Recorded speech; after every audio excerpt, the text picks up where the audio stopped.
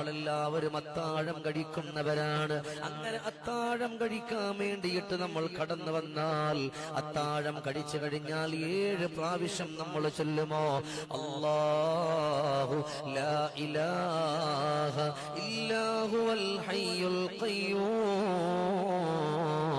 അലാ കുല്ലി നഫ്സിൻ ബിമാ കസബത്. ഒന്നുകൂടെ ചൊല്ലിക്കോ. അല്ലാഹു ലാ ഇലാഹ ഇല്ലാ ഹുവൽ ഹയ്യുൽ ഖയ്യൂം അലാ കുല്ലി നഫ്സിൻ ബിമാ കസബത്. 7 പ്രാവശ്യം നമ്മൾ ചൊല്ലണം. അത് നമുക്ക് വലിയ സന്തോഷം നൽകുന്ന കാര്യമാണ്. അത് നമ്മുടെ ജീവിതത്തിന് ആനന്ദം നൽകുന്ന കാര്യമാണ്. അല്ലാഹുവിനെ ഓർത്തുകൊണ്ട് കടന്നു വരാൻ പറ്റുന്ന അത്ഭുതകരമായിട്ടുള്ള കാര്യമാ. നിസാരം ഒരു വരിയല്ലേ ഉള്ളൂ. അതൊക്കെ ചൊല്ലാൻ നമ്മളെ കൊണ്ട് പറ്റുന്നില്ലെങ്കിൽ പിന്നെ നമുക്ക് എന്തിനാണ് മനുഷ്യനെന്ന് പറയുന്നത്? റബ്ബിന് വേണ്ടിയല്ലേ